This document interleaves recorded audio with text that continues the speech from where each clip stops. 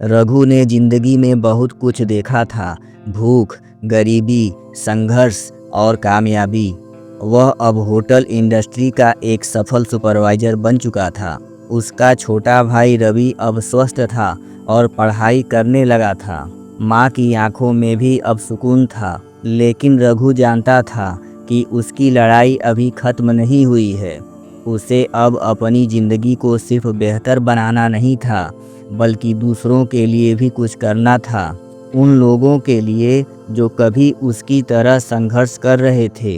रघु अब होटल का एक महत्वपूर्ण सदस्य बन चुका था, लेकिन उसके पुराने दुश्मन अब भी शांत नहीं बैठे थे। कमलेश, जिसे होटल से निकाला गया था, अब एक बड़े होटल चेन के लिए काम कर रहा था और वह चाहता था कि रघु की इमेज खराब हो जाए। एक दिन होटल में एक बड़ा इवेंट हो रहा था, जिसमें देश विदेश के मेहमान आए थे। उसी समय होटल के एक कस्टमर ने शिकायत की कि उनके कमरे से कीमती घड़ी चोरी हो गई है।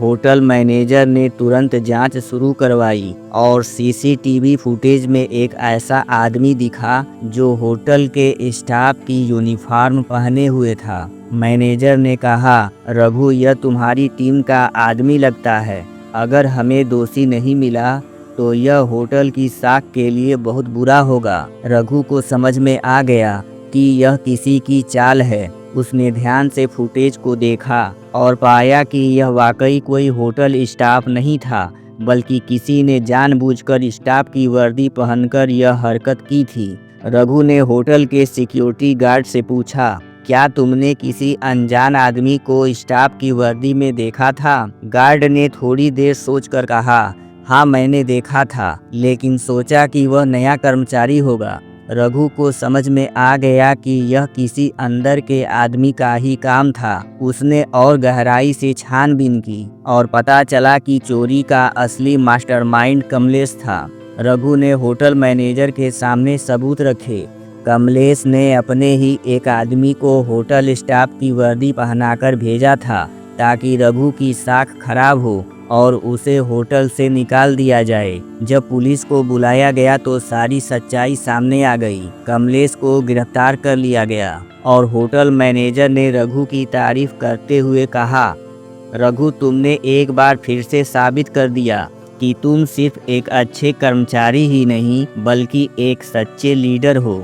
इस घटना के बाद मिस्टर मेहता ने रघु को बुलाया और कहा, रघु, मैं चाहता हूं कि तुम अब होटल के मैनेजर बनो। तुम्हारी मेहनत और ईमानदारी इस पद के लायक है। रघु के लिए यह जिंदगी की सबसे बड़ी जीत थी। वह एक ऐसा लड़का था जो कभी फुटपाथ पर सोता था, अखबार बेचता था, मजदूरी करता था और आज वह एक बड़े होटल का मैनेजर बनने जा रहा था। लेकिन रघु का सपना सिर्फ खुद को सफल बनाना नहीं था। उसने अपनी माँ से कहा, माँ, मैं अब उन बच्चों के लिए कुछ करना चाहता हूँ जो कभी मेरी तरह भूखे सोते थे। रघु ने अपने पहले वेतन से एक योजना बनाई, गरीब बच्चों की शिक्षा के लिए एक फाउंडेशन शुरू करने की। उसने सोचा, अगर कोई मुझे रास्ता दिखाने वाला होता तो शायद मैं पहले ही आगे बढ़ जाता। अब मैं दूसरों के लिए वो रास्ता बनाऊंगा। रघु की कहानी सिर्फ एक आम आदमी की सफलता की कहानी नहीं है। यह उन सभी लोगों की कहानी है जो संघर्ष से हार नहीं मानते, जो गरीबी को अपनी तकदीर नहीं बनने देते, जो सपनों को सच करने के लिए हर मुश्किल से लड़ जाते हैं। सपने देखने वालों की हार नहीं होती अगर मेहनत और ईमानदारी बनी रहे। अगर इस कहानी से आपको कुछ प्रेरणा मिली है तो इसे अपने दोस्तों के साथ शेयर जरूर करें और खुद भी अपने सपनों के लिए मेहनत करते रहें। धन्यवाद।